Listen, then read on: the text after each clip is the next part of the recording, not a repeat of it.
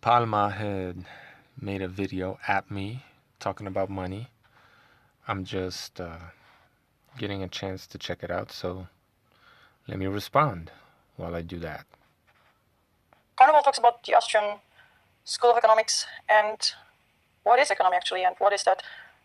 Is it an ideology, or are these people ideologues for present? Yes, they're ideologues. They have an idea of how the world should be run insofar as money and economy, and they want a larger group of people to accept this. Okay? They're not saying that, well, you do what you will, whatever works for you, whatever you're into. No, they have an idea of how the world should be run, and they're trying to impose that on a larger group of people. They're trying to make that normative behavior, right? Gold or whatever, because to them gold is the only kind of acceptable money, despite the fact that gold has failed as money many times in our history, and there have been other monetary systems that were very successful. So they're not looking at the world as it is and saying that, well, maybe gold could work for a while, maybe it could work for a long time if we do this better, which would be an ideology ideology anyway. But at the very least, they'd be not as strict, I guess, or whatever. But basically, they're not looking at the world for what it is. They're reverse engineering reality, right? They're saying this is the only money, this is the only money that makes sense, and you should do it this way, not any other way, even though there are many more examples of far more successful currencies, monies, than gold. Even the dollar that we have today, as fucked up as it is, has lasted longer than any gold standard, right? At least in the modern world. And the gold standard has failed many times. Now you could find reasons for why that is, and you could try to justify, well, this is why, blah blah blah blah blah. Fair enough, but it has failed, right? But they're rejecting that, and they're rejecting other more successful currencies, monies, right? Like local currencies, and they're saying the world should be this way. They're the very definition of ideologues. That's exactly what they are. Certain solutions, diagnosing certain problems, which, by the way, Carneval's diagnosis of the problem is pretty much, almost 100% the same as the Austrian School of Economics. So, just because we agree on the problem, maybe, at least to a degree, well, clearly we have a different solution, right? My solution is based in solutions that have worked in the past, that are proven to work. Their solution is in a failed system, right? They're ideologues. So how can these guys be ideologues? I don't know. There's so many discussions within the school, within this. There's so many theories. There's so many people. There's no one holy truth. How can this be ideology? Help me understand. Just because they propose, some of them propose gold as the ultimate money, or the one that hasn't failed into history. How is this? Right? It has. And you're an ideologue too, because you reject this fact. Like, do your research, gold has failed many times. An ideology. It's just a proposition. It's not like... And there are very simple reasons for why that is, right? I'm not just saying that, because as the economy grows, you need to inflate the money supply in order to be able to facilitate all the transactions in a growing economy, right? The increasing number of transactions, in order for them to happen, they will need more money. Money supply needs to be inflated. Now, when it comes to gold, there are a lot of problems with gold because people like to hoard it, for example, which is in a way deflationary. Not really, but it acts as if it has the same side effects as inflation, deflation. So that's one problem. Another problem is we may not be able to mine it fast enough to keep up with a growing economy. So it puts a limit, a cap on an economy, and ultimately makes people poor. If we were to go, there are so many problems. If you were to go onto a gold standard just like that, all of a sudden right now, the people that have gold will all of a sudden be filthy rich, and the people that don't will be poor or not as rich. They won't be rich. Now, if you have other things and assets, if you're producing things, then yeah, you'll probably do just fine. But provided there's enough gold to support your business, right? That you don't go under. If the people in your area don't have gold, and that all of those are your local customers, but they don't have enough gold or any gold, then your business is going to go under. They're not going to be able to buy anything from you because they don't have any money. Well, we're just going to hand out gold to people all of a sudden? No, the reason why the gold bugs are pushing for the gold standard is because they have gold. Duh. Like, how difficult is this? Right? And the people that have gold, like if we go into the gold standard right now, China, right? Your favorite country, Palma, I think they have the most gold, probably. They're one of the countries that has a ton of gold. I mean, they're going to take over the world even faster than they already have. Right? We just like go into the gold standard overnight. Some people who simply because they have gold, they will own everything without having to work for it, right? Because that's a fair system. I mean,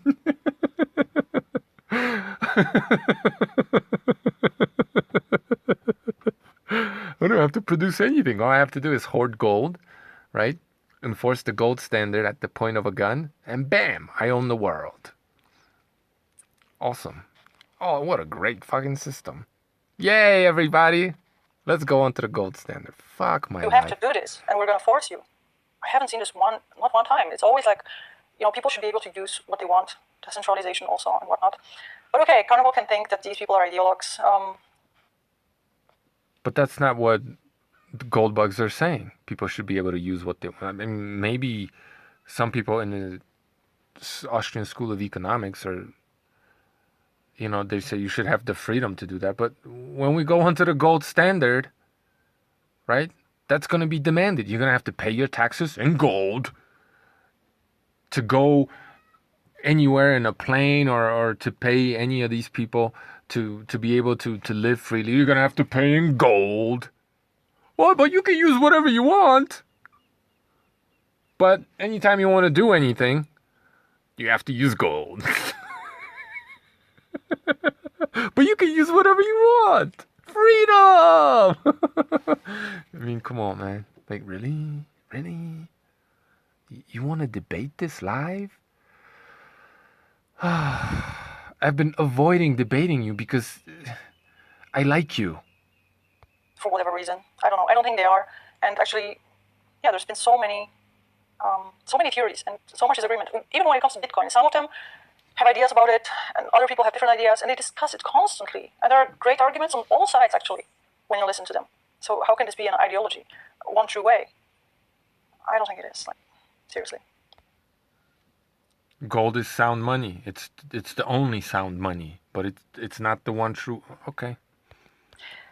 But let's start with the economy. What is this? Such a complicated topic. It actually isn't. I'm going to use the word they, and whenever I use the word they, I'm talking about the Keynesians, about the mainstream economists, let's call them that, and most of the banking world, most of the banking talking heads, I guess we have to call them. Some people call them banksters.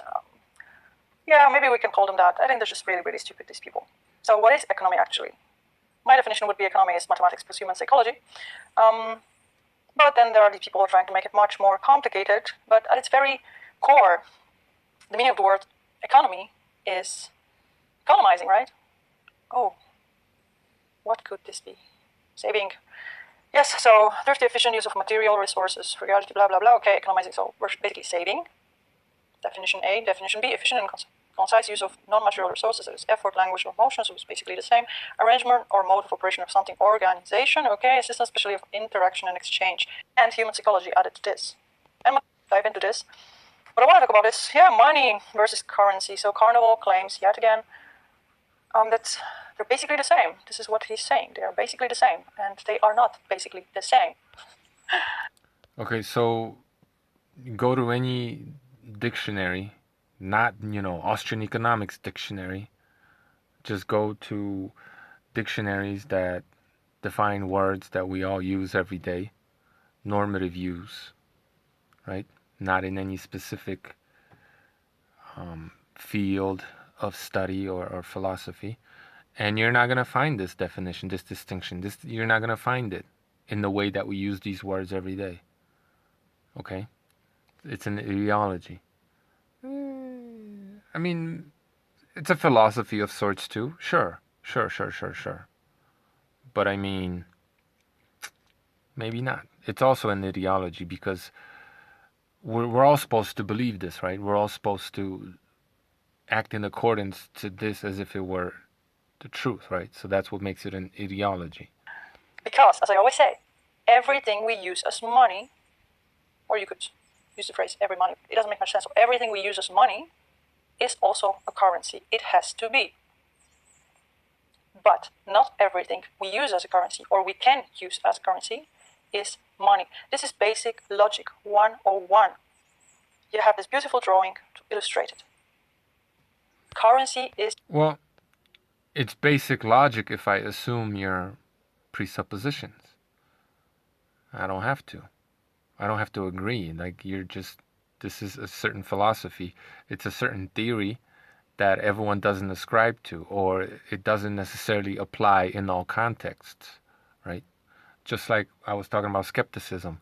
Well, in general, skepticism means the same thing, but in daily life versus in philosophy, philosophically relevant skepticism is a lot more skeptical than daily life skepticism. So even though they're both skepticisms, they're not really on the same level, right? They're slightly different. And it's a whole ideology or philosophy, it's a whole movement, it's a whole school of thought, blah, blah, blah, blah, blah, right? There's all these implications versus us just being skeptical, you know. I'm skeptical that it's going to rain today, right? Like it's not that interesting. It's not something you build a worldview on, right? As well, let's use an analogy. Maybe it will be easier because money is an abstract concept in the end. Although I think it's pretty simple. Let's say a house. Okay, we have a house. Okay, money as a concept is abstract. Concepts are abstract, but there's also, in normative use, what money means is the physical currency also, as you are pointing out here. But you're also drawing that distinction. And I could accept these. Why not? You know, if I could accept these for the sake of the argument and maybe apply a reductio to your thinking, maybe. And if I am able to do that, then your theory is bullshit, right? And if it's bullshit, well, it's probably reversed engineered reality. And everything we use as a house is also a shelter. But not everything we use as a shelter is also a house. Okay, so like, you know, what is it? Every square is a parallelogram, but not every parallelogram is a square, right? That sort of thing. Yeah, sets and subsets. I get that. Meaning shelter is one function of a house, not all of them. In the exact same way, currency is one function of money, but it's not the money itself. Currency is to money as... Okay, so currency is not the money itself? Wait, say that again? Meaning shelter is one function of a house, not all of them. In the exact same way, currency is one function of money, but it's not the money itself. Currency is to money... Currency is one function of money, but it's not the money itself. Well, according to this thing you have on the screen, sometimes it is. And that's what I'm talking about, right? It's a unit of account and a medium of exchange. So sometimes currency is money. You just contradicted yourself. As, what would we have? As a measuring tape would be to fabric, for example. When I'm buying the fabric for a dress or whatever, I'm using these metrics. Usually it's the meters, sometimes centimeters. Okay, if I'm buying meat, we're using the scale. We're using kilograms, grams, whatnot. When we talk about liquids, when we're buying liquids, milk, whatnot, we will use what? Cups, bottles, gallons, liters. So these are these physical assets, things, as currency is to money. I can take my fabric and cut it into meters. So yeah, the distinction is that even though money and currency do overlap sometimes, and currency is money in some contexts, the distinction that you draw when there is one is that money is the concept it's the unit of measurement, versus currency is the physical object that represents this concept or this unit of measurement. Okay, so currency, even though it is money sometimes, the distinction that you draw, it's the physical object, and money is the concept that applies to this physical object. It's kind of like a map versus the actual physical place. A little bit like that, right? Not exactly, but kind of. Centimeters. Okay, maybe that wasn't the best analogy, but you get the point. And it becomes a measuring tape, right? A measuring fabric, you would say. But in no way, I mean, fabric can be, let me rephrase that again. Every fabric is also centimeters, meters, and all of that. But centimeters aren't fabric. You could also weigh it, right? You could sell it by volume, right? In the same way, liters aren't milk. In the same way, kilograms aren't meat.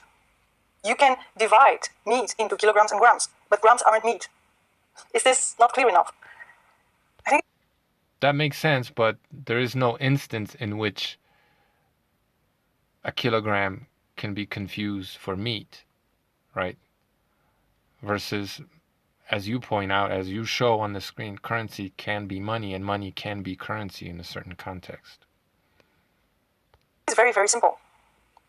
And when I show you this and ask you, what is it? You will It's a picture of a steak. most likely say it's a steak. I agree, it's a No, it's a photo of a steak, if we are to be precise. steak. We show it to 1,000 people, in our culture at least, or all over the world for that matter, and they will say, yeah, it's a steak. I don't think there would be anybody. But when people say it's a steak, they don't actually mean it's a steak. They mean it represents a steak. It's a representation of a steak. It's just a heuristic. Is that the right term? You geniuses out there, let me know. Who would say, well, this is an image of a steak.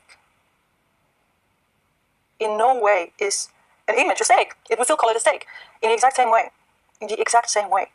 These banknotes, coins, checks, whatever, vouchers, whatever else is used as a currency. In the exact same way we call it money. Even when it isn't money. She's making the same mistake that I think I made a second ago, right? This is the map. The steak is the place, right? But, you know, what she's also implying is that every currency corresponds to some physical object somewhere. Does it, though? Our current monetary system doesn't. When we were on a gold standard, supposedly it did, but it doesn't now. So you're confusing stuff here. Why? Because it's a representation of money. That's what it is. That's all it is. And we're going to call this a steak, even though it's just an image. And now, this image of a steak could be a voucher, let's say, right? It could be a voucher. You could get a steak for this at the butcher's, at the restaurant, wherever. And as such, it becomes a currency. It becomes an IOU. It becomes debt. In no way can you eat that image and get the nutrients. In no way is the image a steak. The real Can you eat gold? Just fucking around. value is in the steak. What you have in your hand or on your screen or wherever is just a representation of it. It's just a promise to get the steak. The value, the nutritional value is in the steak, but the steak value is in the currency. That's all it is. And that's all money has become these days. And this is the problem. And yet, Carneval, in his videos, he made a few videos on this topic. I assume he's proposing the exact same system that we have these days, the debt-based system. Only, talking about small communities, okay, it works differently, I agree. Okay, so just go back and look at your little image there, right? Just because I propose a debt-based system, and just because we are on a debt-based system, that doesn't mean that they're exactly the same debt-based systems.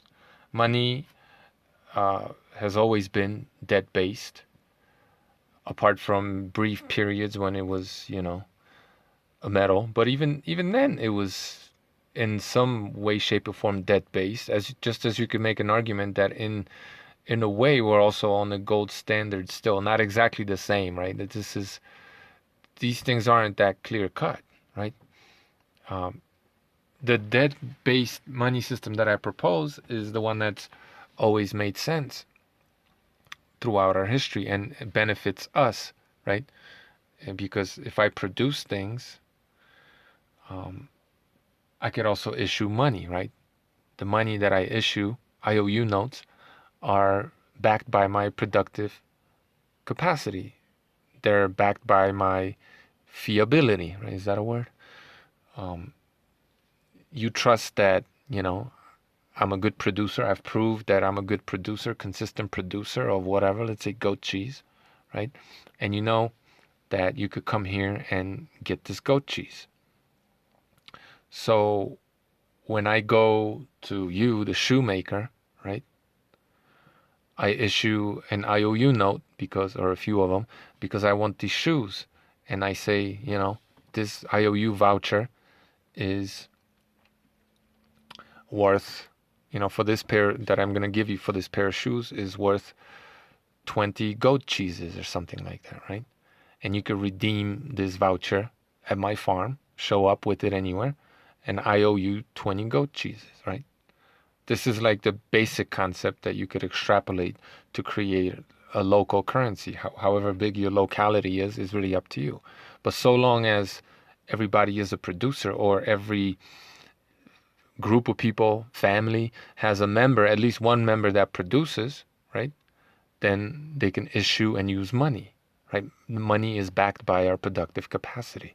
And then that person that gets those cheeses or those cheese certificates, they could take them to the guy that fixes cars down next door, right?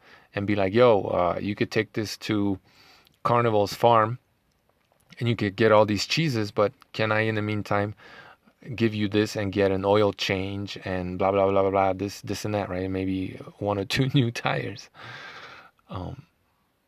And then the person says, yeah, I like goat cheese, that's cool. That's a very rudimentary form of money, but that's how the concept developed into.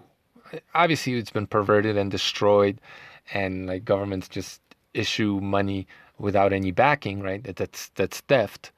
But this is the debt-based system that I'm talking about is completely different, right? It is a debt-based system, but there's nothing wrong with it, because it's a great system because it encourages people to produce. It keeps the money in the family, right? In your local community, it keeps the wealth there. It builds an economy, like a true worthwhile economy. It it makes people valuable and virtuous, I would say, participants in a good economy, virtuous economy, where if you don't produce, you don't eat. Now, granted, if you're old, for example, and you have produced your entire life, or maybe even not, maybe you were just disabled from very young, or you just are period disabled. Well, your family's going to take care of you. You're going to rely on a producer in that family, right? So you're going to be able to get money anyway. And that's the way it's been done. And you could again extrapolate that onto and just create a local currency period that's based on our productive capacity. So when I produce something and take it to the market, for example, or distribute it, I get our local currency, money, whatever you want to call it, for my product, and I could redeem that for all this other stuff in my neighborhood, right? And that encourages sustainability, self-sufficiency, that encourages healthy economies where people value themselves and are valued and produce things, right? I'm not saying it's a perfect system, but it's a pretty damn fucking good one. What's the flaw? What's the problem? But it's still a debt-based system. How is this better from what we have today, debt-based? I already explained that. System. And I mean, if what the government does is basically forgery, right? In my system, you could do that, but you'd have to have some kind of. It's not my system. It's a tried and true system, and to this day, there are small communities doing this, and it's working. Research it. You could counterfeit the currency, right? But you could counterfeit any currency. So that's a problem even for gold, that's a problem. You go and you tell these Bitcoiners that, they support the system, playing the Bitcoin game, because this is basically what they're doing. They call it investing. It's playing the Bitcoin game. It's a casino, okay? It's speculation. So you say they're playing the game, they're supporting the system. And yet what you're proposing is basically the same game. Well, clearly it's not the same game. You didn't understand the argument. You're strawmanning what I said. Come correct next time. Only decentralized. Isn't this what the Bitcoiners are saying? They're saying, listen to these people, I really... Decentralized. It doesn't necessarily have to be that, because you could have a government, even of the United States, in charge of that kind of currency. It would make sense for it to be more decentralized. It definitely would. It would be easier to control it and enforce it and make sure it was honest, right? There's always going to be thieves, and you always have problems, no doubt about it. But, that's not, whether it's decentralized or not, is not a death blow to this type of money.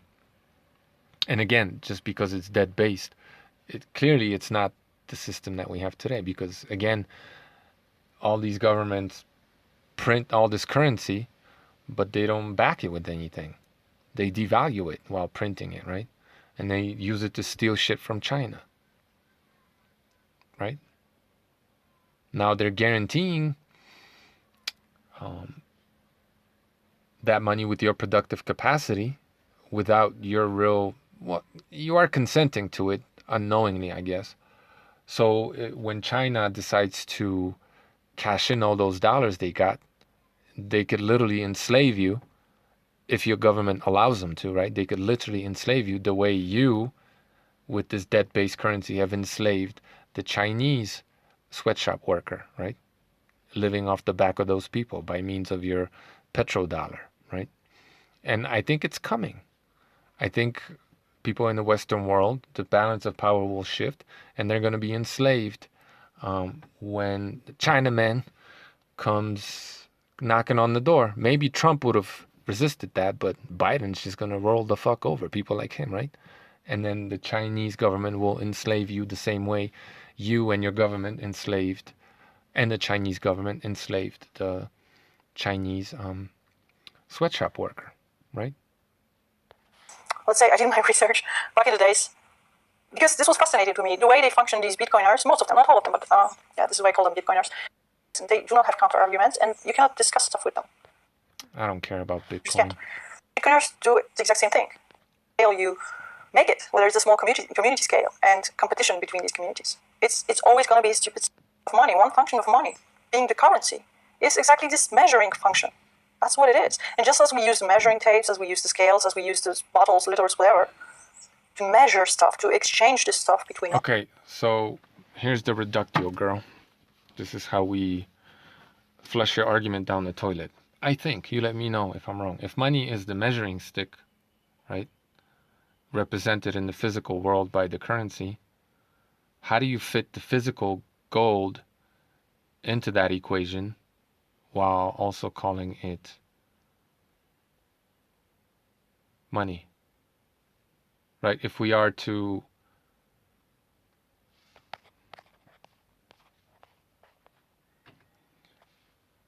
have these gold certificates, right, that represent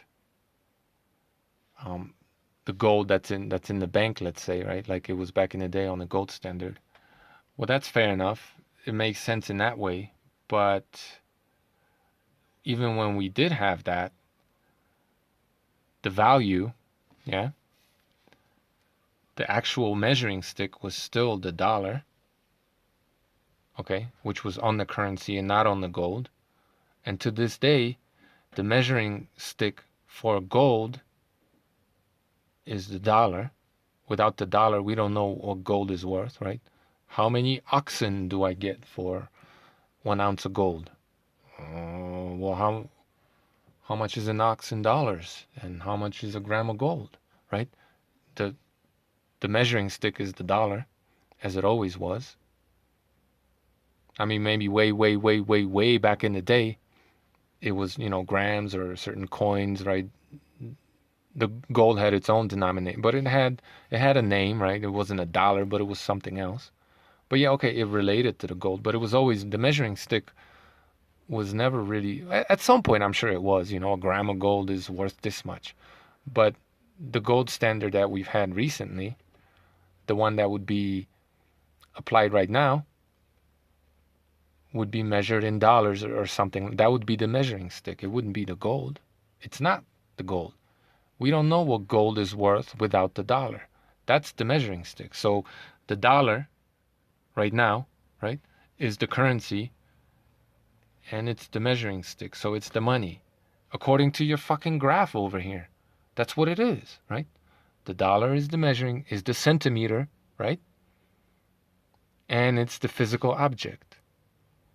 And even if you back it by gold, the dollar is still the centimeter. Okay? Because they set the price, they pegged the price of gold to the dollar. They said gold is worth this much because we say so.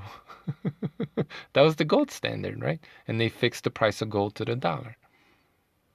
It was always pegged to the measuring stick, at least in recent history, and for, way back in the day also, because people didn't just walk around with fucking scales and shit, especially digital, which is something you would need to weigh gold, right? And that's another problem with the system. If we are to use physical gold, people could bite edges of the coin off, right? Shave these coins off. It's very problematic, this system. But yeah, how is gold money, right? You're saying gold is money when at the same time money is the measuring stick and gold is measured in dollars. So how is gold money, right? Well, it's not. And the simplest way to prove it is to take your fucking gold and go try to buy a piece of bread with it. Right? Now, you might be able to do that because the person behind the counter will be like, oh shit, gold. They'll take it and they'll, put $1 in a cash register for the bread that you buy. But ultimately, you're not actually using the gold to buy the bread because, that person is going to take the gold and the person that produced the bread is going to get the dollar. Right? But go into one of these corporate stores where that cannot be done and go buy, a $1,000 suit with 3 1-ounce gold coins. See if you can do that. Right? You can't. Why not? Because gold is not money. So on the one hand, while you're saying gold is, right, that means right now, money, according to your own fucking graph, gold is not money. Dollars are money, which you would say are not money, because the measuring stick is the money, and the measuring stick is the dollar, not gold. And that's the reductio on your nonsensical argument. Thanks for watching.